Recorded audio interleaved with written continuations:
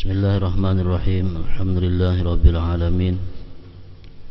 Salatu wassalamu ala asyrafil anbiya'i wal mursalin Sayyidina Muhammad wa ala alihi wa sahbihi ajma'in.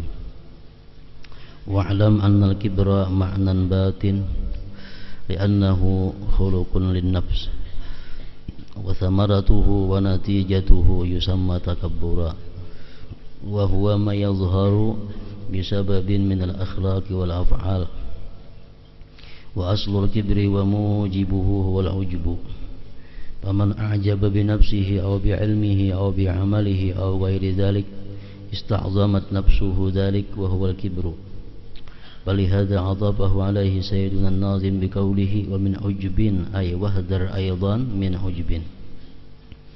Fal ujbu huwa as-sabab fi takabbur wa yadhharu biwasitatihi al-hikdu 'ala al-ghayr wal hasadu lah a'ni al-mutakabbara alayhi wa yadhharu biwasitatihi riya'ul mutakabbir fa inna ar-riya' qad yahmilu 'ala idhhar al-kibri min ghairi ujbin fil batin wa kadzalika al-hikdu wal hasadu yahmilani 'ala idhhar al-kibri min ghairi ujbin. Faman akmana al-ghadab 'ala ahadin lam tutawi'hu nafsuhu 'ala at-tawadhu'i lah wa in i'taqada istihqaqahu lit-tawadhu' wa ikmanul ghadab huwal hikdu. Wa kadzalika man admara al-hasada li ahadin min aqranihi wa ahli baladihi mathala la tutawi'uhu nafsuhu ay yatawadha'a lahu wa ya'khudha anhu wa yaqbala nushahu ma'a ma'rifatihi bi fadilatihi wa ilmihi. Wa kadzalika al-mura'i la yatawadha'u liman huwa afdalu minhu khaufan min ay yuqala innahu afdalu minhu ila akhir. Makna daripada kalam Al-Allamah Al-Habib Ahmad bin Zain Al-Habsyi rahimahullah wa nafa'ana bi ulumih.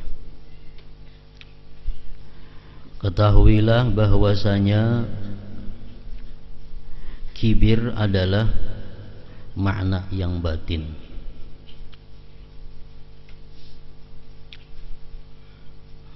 Karena kibir itu perilaku nafsu. Sedangkan buahnya kibir tadi disebut takabbur, yaitu berbagai perilaku zahir yang timbul karena sombong.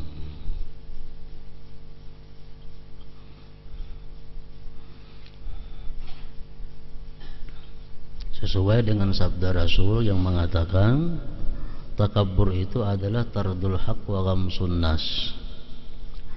Takabbur itu artinya menolak yang benar dan meremehkan, menghinakan manusia. Nah, itu sudah kembali kepada perilaku. Perilaku sombong itu disebut takabbur, dan yang di dalam hati itu namanya adalah kibir.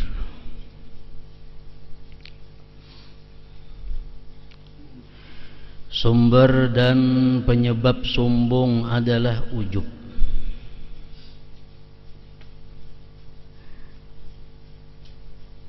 Berbangga diri artinya.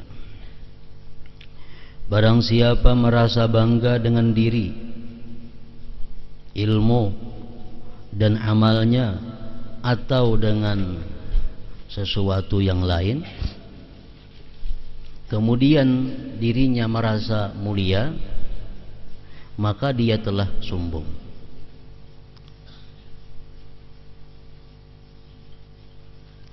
Karena itulah dalam bait syair di atas Said Abdullah bin Alawi Al-Haddad radhiyallahu anhu menyebutkan ujub setelah sombong. Karena salah satu sumber daripada kesombongan itu adalah ujub. Bangga diri karena mempunyai kelebihan jasmani, bangga diri karena mempunyai kelebihan ilmu, bangga diri karena mempunyai kelebihan harta, kedudukan dan lainnya. Itu namanya adalah ujub. Bila ingat situ ujub pajangarannya. Apabila bersambung, sambungannya apa? Lalu merasa diriku lebih baik daripada dirinya. karena aku punya kelebihan ini. Inya kada. Diriku lebih mulia daripada inya karena aku adalah banyak mempunyai ilmu, inya kada. Nah, diriku lebih mulia daripada inya karena aku lebih banyak amal daripada inya. Nah, ini sudah pindah kepada kibir. Beluman lagi takaburnya, pindah kepada kibir. Nah, kibir ini sudah keluar di mulut, sudah tak keluar di muntung, sudah tak kasipak terjang. Nah, itu takabur. Seperti berpaling muka, seperti menganggap atau berkata orang-orang yang lain itu di bawah kedudukannya, diucapkan di muntungnya. Nah, ini sudah takabur ngarannya.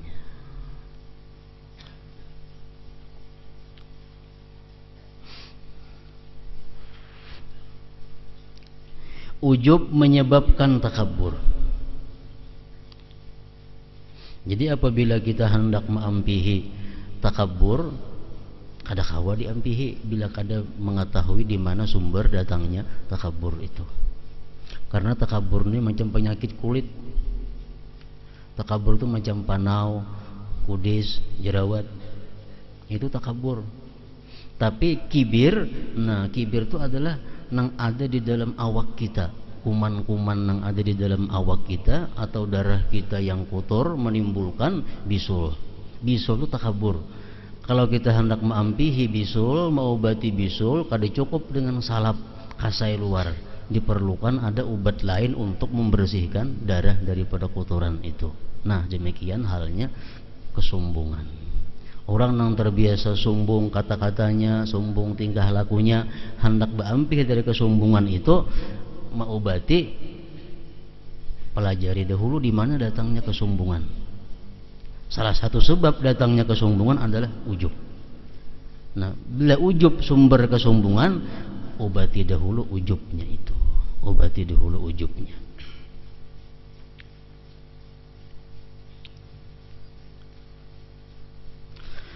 Dan iri dengki kepada orang lain. Ujub ini mau juga penyebab takabur. Ujub mau juga penyebab iri dengki kepada orang lain. Karena dia merasa bangga dirinya banyak punya ilmu, karena dia merasa bangga dirinya banyak punya amal ibadah, karena dirinya merasa bangga punya keistimewaan lainnya. Tahu-tahu ada orang lain yang dapat nikmat dari Allah lebih daripadanya. Nah, ini timbul karena iri dengki. Timbul iri dengki. Karena ini sudah membanggakan dirinya. Sudah membanggakan dirinya punya kelebihan, ternyata ada orang lain yang dapat nikmat lebih daripada inya. Nah, ini mau datang iri dengki. Nah, jadi ujub ke iri dengki mau juga bukahnya.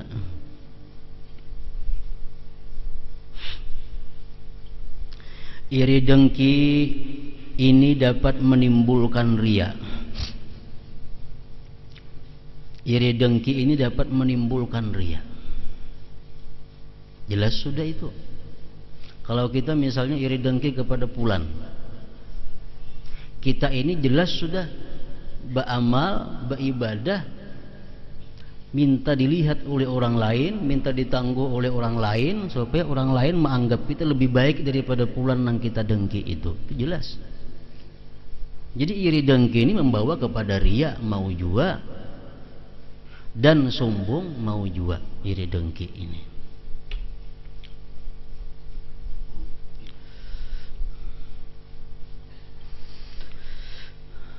Iri dengki ini dapat menimbulkan riya dan sombong tanpa perasaan ujub. Jadi sombong itu bisa timbul kadang melalui ujub.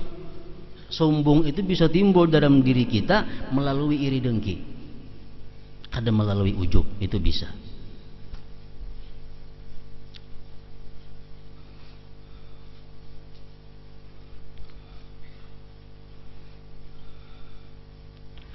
Barang siapa memendam kemarahan kepada orang lain, barang siapa memendam kemarahan kepada orang lain, maka hatinya tidak akan mau merendahkan diri kepadanya.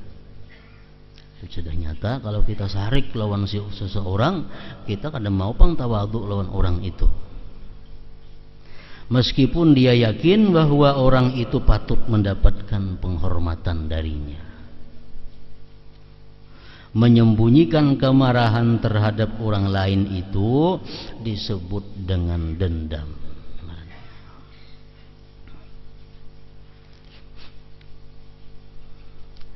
Seseorang yang menyembunyikan rasa dengki kepada orang lain juga tidak akan mampu merendahkan diri.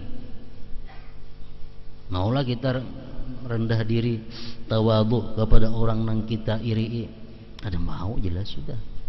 Nafsu kita keberatan, nafsu kita menolak kalau kita tawadhu kepada orang yang kita iri dengki kepadanya. Menerima nasihat, maulah menerima nasihat dari orang yang kita iri, ada mau.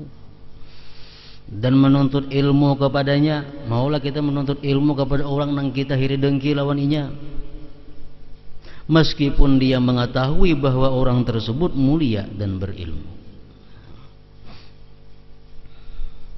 Demikian pula orang yang bersifat ria, dia tidak akan mau merendahkan diri kepada orang lain yang lebih mulia darinya. Dia takut orang lain akan menyebut orang itu lebih mulia darinya. Jadi banyak benar datangnya sombong ini. Banyak datangnya sombong. Bisa dari ujub, bisa dari dengki, bisa daripada dendam, bisa daripada ria. Timbul sombong.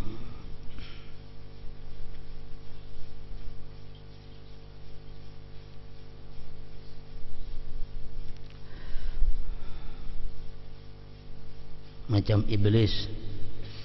Iblis sombong, kada mau sujud kepada Nabi Adam. Ini lengkap. Kenapa iblis kada mau sujud kepada Nabi Adam? Pertama, karena iblis itu ujub dengan dirinya. Dia merasa beratus-ratus tahun, bahkan beribu-ribu tahun dia menjadi penghuni surga dan taat kepada Allah. Mengingat itu, iblis sombong. Disuruh Tuhan sujud kepada makhluk yang baru. Ini Adam, makhluk nang hanyar, nang belum diketahui taatnya, nang belum diketahui keistimewaannya. Si Adam ini diulah Tuhan, langsung si orang hebat tadi disuruh sujud kepada Adam. Nah, iblis karena selama ini merasa bahwa dirinya itu hebat, dirinya merasa tinggi, jelas kada mau sujud kepada Nabi Adam.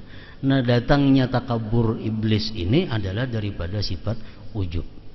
Daripada sifat ujub.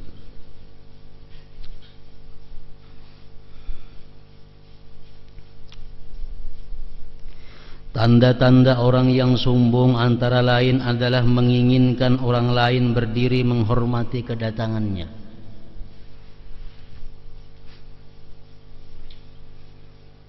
Itu tanda nang tahu kita seorang dalam hati aja ini. Kita kepingin bahwa orang itu selalu menyambut kedatangan kita. Nah, kita kepingin dalam hati ada rasa, ada keinginan bahwa orang lain itu agar menyambut kedatangan kita dengan penuh hormat. Bila dalam hati kita ada demikian, berarti kita sudah ada sifat kibir, sudah ada sifat sombong. Merasa keberatan untuk mengunjungi orang lain. Inya berpendapat bahwa inya nang pantas diilangi, inya nang pantas didatangi. Kalau inya kada cucuk bilang rumah orang. Nah, ini bila dalam hati kita macam itu, Anda berarti sifat sombong. Meskipun dia akan memperoleh manfaat dari kunjungan itu, tetapnya kada mau. Enggan orang lain duduk di dekatnya atau menyamainya. Ini harus berbeda pada orang lain. Bajunya kada hendak disamai orang, kendaraannya kada hendak disamai orang, pakaiannya kada hendak disamai orang, rumahnya kada hendak disamai orang, tempat duduknya kada hendak disamai orang. Bila ada orang nyamai, Ini mencari yang lebih model lagi daripada orang lain. Nah, ini alamat sombong. Alamat sombong.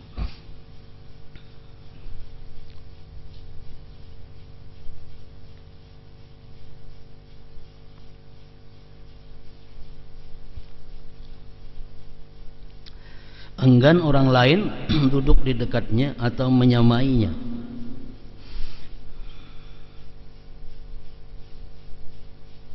Tidak mau membawa sendiri barang bawaannya ke rumah karena merasa itu kada cucuk dilakukannya. Ini amun nukar barang kada hakun bawa seorang barangnya, itu menganggap itu adalah merendahkan dirinya. Nah, dan menyukai pakaian mewah untuk dipamerkan kepada manusia. Itu alamat tanda orang yang dalam hatinya ada sombong. Bila dalam hati kita ada sombong dan kita kada tubat sampai terbawa kepada mati, maka kita kada akan masuk surga. La yadkhulul jannah man kana fi qalbihi misqalu habbatin min kibrin, atau kama qala Rasul. Tidak masuk surga, ujar Nabi, orang nang di dalam hatinya itu ada seberat biji sesawi daripada kesombongan. Dalam hati ada kesombongan walaupun belum keluar daripada hatinya, masih di dalam hati, kada keluar daripada mulutnya, kada keluar ke tangan batisnya, masih dalam hati ada sifat sombong. Allah kada berkenan memasukkan ini orang ke dalam surganya. Kita umpamanya nukar baju 200.000. Nah, imbah itu nukar baju 200.000 beluman lagi dipakai. Sekali pembantu rumah kita nukar baju macam itu juga sama. Pembantu rumah sama nukar baju 200.000 juga, boleh di mana kada tahu duitnya. Sama kalau baju yang kita tukar. Bila dalam hati kita timbul rasa berat memakai baju ini karena sama lawan pembantu, berarti di hati kita ada sombong. Baju sama lawan bawahan, ada mau makai. Nah, ini dalam hati ada sifat kibir.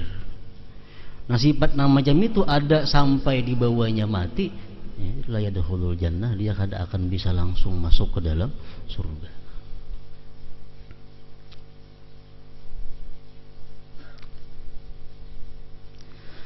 Barang siapa ingin tawadhu, maka hendaknya dia meneladani Rasulullah sallallahu alaihi wasallam pada keadaan-keadaan dan akhlak beliau, dan ridha dengan sesuatu yang diridai oleh Rasulullah untuk diri beliau. Karena sesungguhnya Rasulullah sallallahu alaihi wasallam paling besar makhluk pangkat dan martabatnya.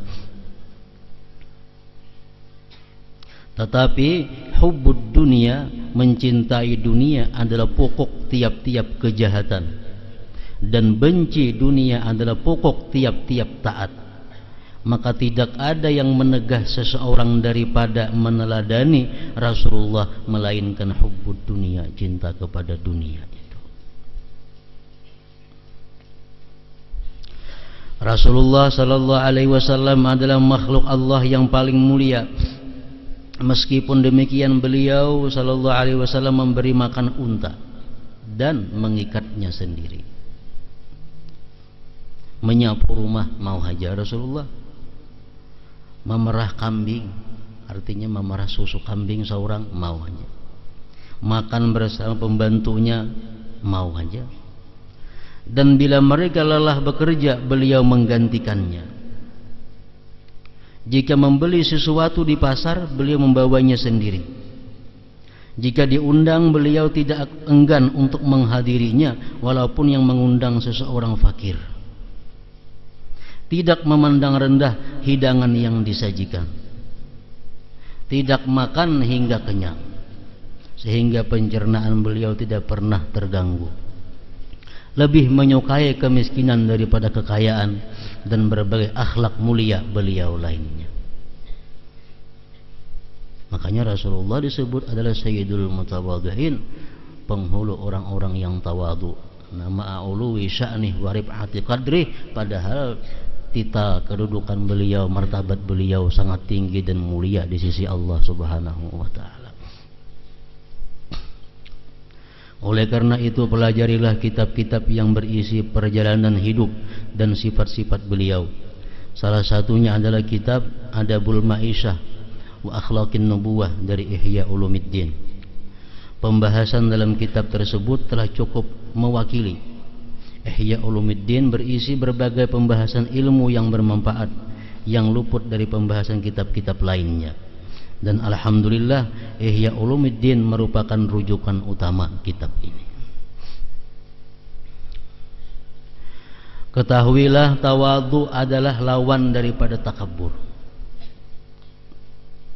Kita haram bersifat takabur, lawanannya kita wajib bersifat tawadhu. Ia merupakan keadaan dan perilaku hati. Tawadhu itu andaknya dalam hati. Seseorang yang hatinya merasa ringan untuk merendahkan diri kepada orang lain, maka tawadhu'nya telah benar. Artinya dalam hati kadang-kadang merasa dirinya ini lebih mulia daripada orang lain. Dalam hatinya kadang-kadang merasa bahwa dirinya lebih terhormat daripada orang lain. Kenapa merasa demikian? Karena dia meyakini bahwa inya dan orang lain sama-sama belum pasti masuk surga. Inya dan orang lain sama-sama belum tahu apakah ke neraka atau kada. Jadi kadang-kala kemuliaan apa yang diandalkan kepada orang lain. Kita boleh merasa mulia daripada orang lain, merasa besar dari orang lain boleh, asalkan kita sudah yakin bahwa kita bakal masuk surga. Selama kita belum yakin masuk surga, kada ada kemuliaan, kehebatan yang bisa kita andalkan.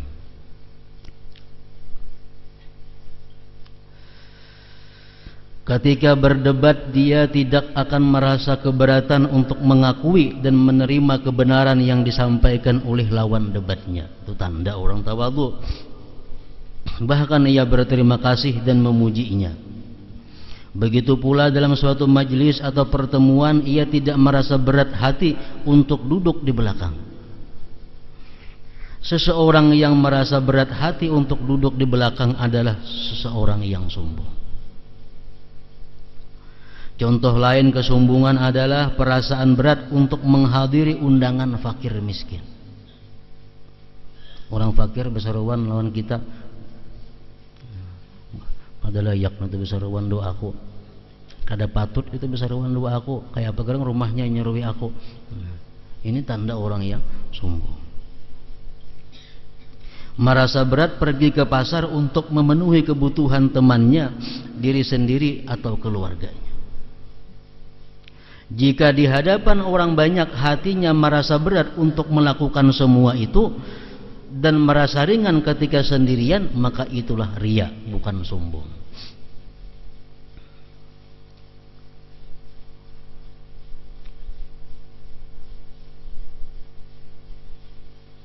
Jika pada saat sendirian ia merasa berat untuk melakukan semua itu, maka dia seorang yang sombong. Tetapi jika pada saat di hadapan orang maupun saat sendirian dia merasa berat hati untuk melakukannya, maka dia telah bersikap sombong dan riya. Umpamanya menyapu rumah. Menyapu rumah adalah termasuk pekerjaan yang dikerjakan oleh Rasulullah sallallahu alaihi wasallam. Kalau inya mau menyapu rumah cuma bila orang sunyi, bila orang turana mau nyapu rumah. Orang banyaknya ada hakun nyapui rumah. Nah ini ngarannya riya, lain sombong.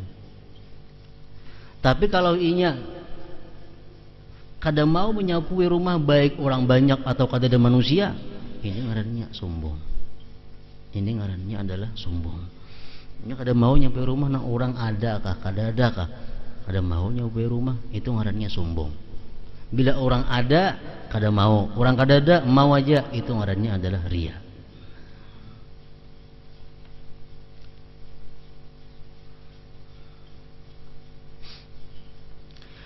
Barang siapa berlebih-lebihan pada menampakkan tawadhu sehingga mengalahkan atasnya oleh tamalluk, dan ia menghinakan dirinya sendiri, maka dia telah melanggar batas tawadhu yang terpuji menuju tawadhu yang tercela dan hina.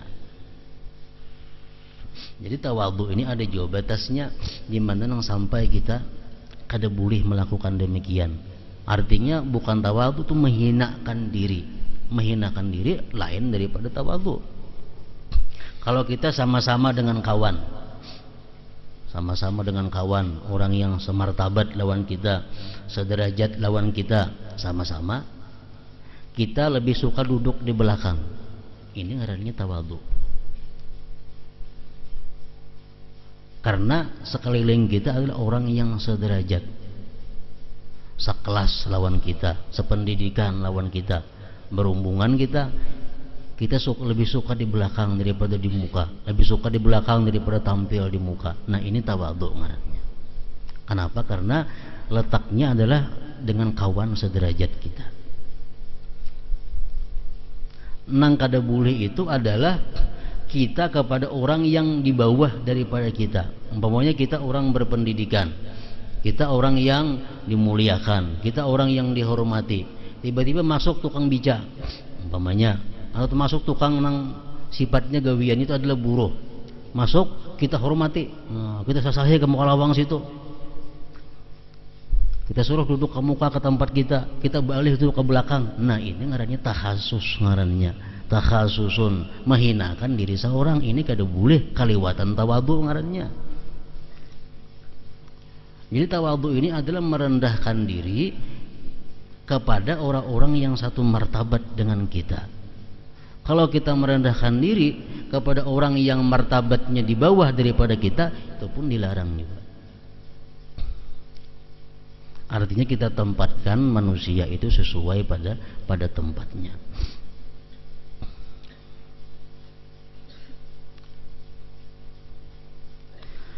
Dalam sikap ini dia dapat memperhatikan Allah, merasa takut kepadanya, mengharapkan pahala dan segala sesuatu yang telah ia persiapkan untuknya, mengkhawatirkan akhir umurnya kelak, menyibukkan dirinya untuk mematuhi Allah, menampakkan kefakiran, mengenal dirinya, mensyukuri nikmat Allah dan menyadari karunia dan kemurahan Allah yang dicurahkan kepadanya sejak dahulu. Sikap demikian akan menolak kesombongan dalam dirinya hingga ke akar-akarnya.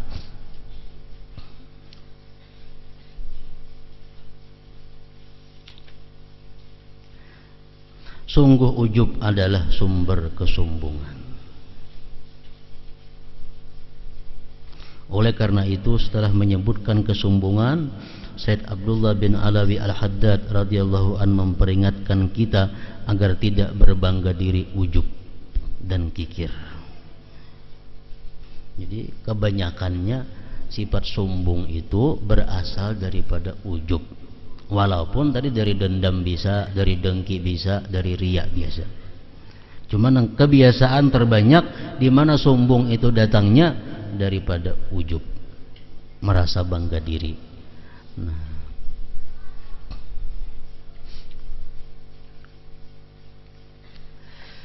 para ulama mengajarkan kepada kita kayak apa cara untuk sekada-kadanya mengurangi ujub yang ada di dalam hati kita.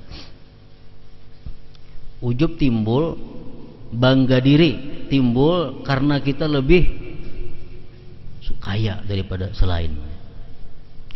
Bangga diri timbul bisa karena kita merasa lebih alim daripada orang lain. Bangga diri timbul bisa karena kita merasa lebih banyak ibadah daripada orang lain. Macam-macam. Nah, ujub ini diobati. Pertama, kalau kita ahli ibadah, kalau kita punya ilmu, ujub itu diobati. Yang pertama adalah kita ingat bahwa kita kawa beribadah ini, kita kawa menuntut ilmu ini taufik minallah, hidayah daripada Allah. Bila kita ingat bahwa kita kawa beribadah, kita kawa menuntut ilmu, kita ingat bahwa ini adalah taufik Allah, kadang mau ujub. Nang mau kita merasa bangga diri itu kalau sudah merasa bahwa segala keistimewaan itu timbul daripada diri sendiri, lupa kepada pemberian Allah Subhanahu wa taala. Yang pertama kita ingat, tuntung beribadah dengan ibadah nang berat, tuntung melakukan satu ibadah nang berat, itu kerap kali datang timbul ujub, merasa hebat telah berhasil melakukan ibadah yang berat. Nah, di saat itu diperlukan bahwa kita ingat bahwa kita bisa melakukan ibadah yang berat ini adalah taufik, pertolongan, inayah daripada Allah Subhanahu wa taala, bukan dengan kemampuan yang ada pada diri kita. Yang kedua, kita ingat bahwa segala nikmat yang ada pada kita ini adalah pemberian daripada Allah Subhanahu wa taala, bukan daripada hasil usaha kerja. Kenapa kita kaya? Allah yang memberikan kekayaan. Bukan karena kepintaranku aku kaya. Buktinya yang lebih pintar pada aku banyak nang kada kaya. Kaya ini bukan karena kekuatanku, karena yang lebih kuat daripada aku banyak yang miskin. Kaya ini bukan karena aku banyak modal, kada nang banyak modal pada aku banyak kaya nang bangkrut. Nah, jadi kekayaanku ini semata-mata adalah pemberian dari Allah Subhanahu wa taala. Nah, bila orang kaya mau ingat demikian, kada mau bangga diri dengan kekayaannya. Bila kada mau bangga diri dengan kekayaannya, kada akan datang sifat sombong. Yang ketiga, takut tiada diterima amal ibadah. Nah, ini orang-orang yang merasa bangga dirinya ini banyak melakukan ibadah. Kadang-kadang timbul dalam hati, aku kawa melakukan ini. Nah, apabila kita dalam hati timbul ada rasa kebanggaan karena telah melakukan ibadah-ibadah yang berat, kita mesti ingat, tadi aku melakukan ibadah itu pertolongan Allah, dan amun diterima ibadahku ini, barangkali ada syaratnya nang kurang cukup, barangkali ada rukunnya nang kurang pas, barangkali ada pakaian makanan nang haram di awakku sehingga tidak diterima oleh Allah. Nah, amun kada diterima nang apa nanti agak akan ibadah itu. Nah, yang keempat, yang bisa mengurangi ujub itu adalah tersembunyinya, artinya kada diketahuinya apakah kebaikan kita lebih banyak daripada kejahatan kita, atau kejahatan kita yang lebih unggul daripada kebaikan kita di akhirat kaina. Itu kita kada tahu. Nah, 4 perkara ini ujar para ulama bisa mengurangi ujub seseorang, bahkan mungkin bisa menghilangkan sama sekali ujub yang ada di dalam hatinya.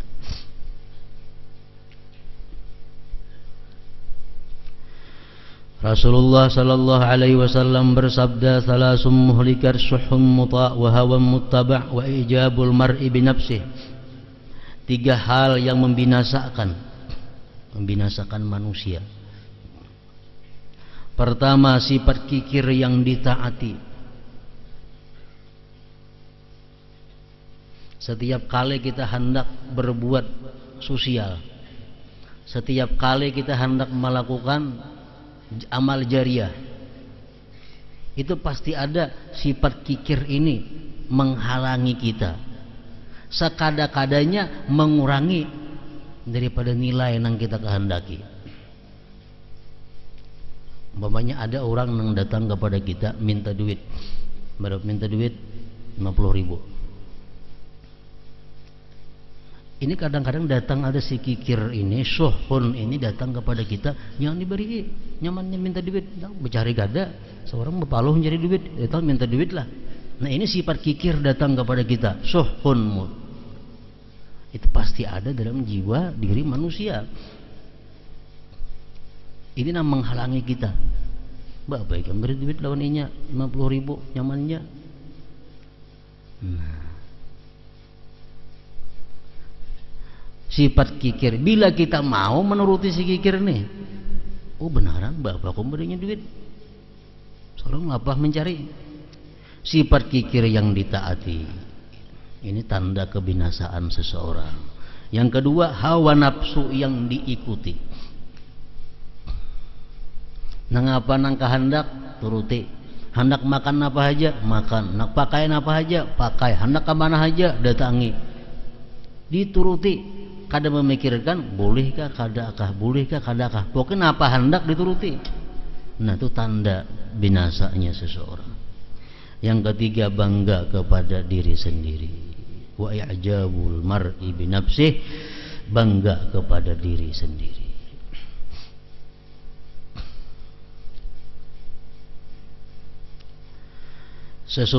Seseorang dikatakan ujub jika dia meyakini dirinya sempurna, merasa senang dengan kesempurnaannya tersebut, dan melupakan bahwa semua itu adalah nikmat Allah. Nah itu ujub. Serta tidak merasa khawatir nikmat tersebut akan dicabut. Jadi pada hakikatnya ujub adalah mengagungkan kesempurnaan diri dengan melupakan Allah sebagai pemberi nikmat tersebut. Jika dia merasa sempurna dan di samping itu meyakini bahwa dirinya memiliki kedudukan di sisi Allah dan memperoleh kemuliaan di dunia, sehingga menganggap jauh akan mengalami hal-hal yang tidak menyenangkan, maka dia adalah seorang mudillun. Mudillun ini akibatnya berasal dari ujub juga. Cuma mudillun ini kada ada hubungannya ke manusia lain. Ini hanya untuk dirinya kepada Allah. Umpamanya dalam setiap harinya membaca Quran, menuntut ilmu, malam sembahyang tahajud, lengkap ibadah dilakukannya. Lalu dia merasa bahwa dia punya kedudukan di sisi Allah karena ibadahnya banyak. Tiba-tiba datang bala kepadanya, lalu ia merasa aneh. Kenapa Tuhan membalakan lawan aku? Enggak, aku beribadah seharian. Nah ini ngarannya mudillun. Atau yang berdoa kepada Allah, doanya katanya dikabulkan, lalu ia merasa heran. Kenapa Tuhan kadang ngabulkan aku? Aku baiknya seharian hari ini. Nah ini mudillun. Itu pun sifat nang kada boleh juga. Sifat ini lebih buruk dari ujub. Ujub merasa bangga diri karena mampu melakukan ini, kau mengulah ini, kau macam ini. Ujub bangga diri. Bila merasa lebih baik daripada orang lain, sombong ngarannya.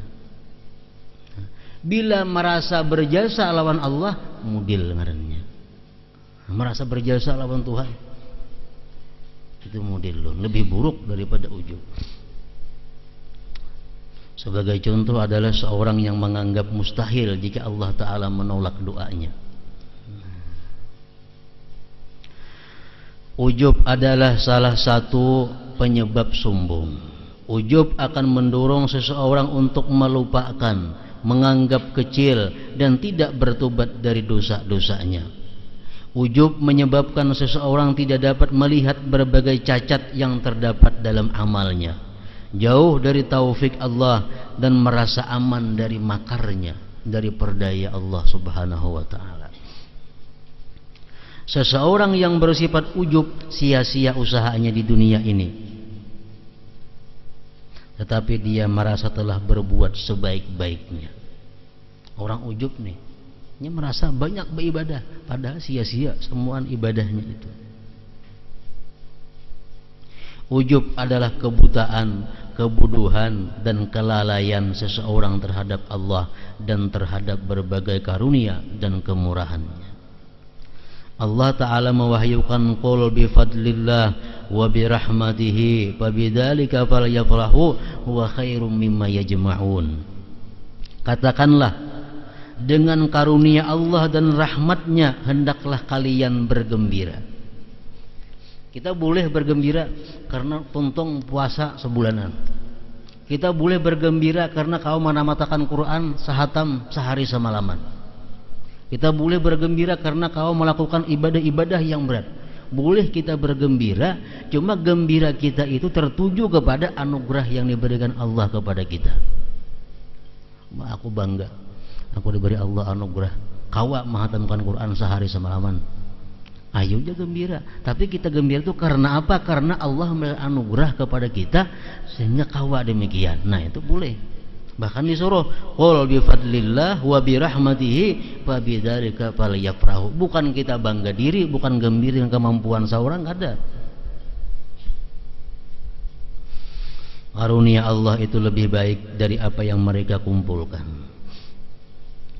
Seharusnya seseorang yang ujub itu berbangga dengan karunia dan kemurahan Allah. Sebab tidak ada Tuhan kecuali Allah, tidak ada yang menciptakan selain Dia, dan sebenarnya hanya Allah lah yang memberi karunia orang yang beramal dan amalnya. Orang yang mulia dan berbagai sifat kemuliaannya itu pun anugerah dari Allah. Semua itu adalah nikmat Allah dan sebenarnya mereka tidak berhak menerimanya. Allah Ta'ala mewahyukan walaula fadlullah alaikum wa rahmatuhu ma zaka minkum min ahadin abada walakinnallaha yuzakki man yasha. Sekiranya tidaklah karena karunia Allah dan rahmatnya kepada kalian semua, niscaya tidak ada seorang pun dari kalian yang bersih dari perbuatan-perbuatan keji dan munkar itu. Andai kata kada karunia Allah dan rahmatnya kepada kita nih, kita kada kau menghindar daripada dosa, kada kau menghindar daripada maksiat selama-lamanya. Tetapi Allah membersihkan siapa yang dikehendakinya. Kita terhindar daripada maksiat, kita bangga. Tapi bangganya bukan kepada diri kita karena kau berjauh daripada maksiat, tapi kita bangga karena kita ditolong oleh Allah Subhanahu wa Ta'ala. Sedikit aja bedanya tuh. Huwa min indillah, makanan itu dari sisi Allah.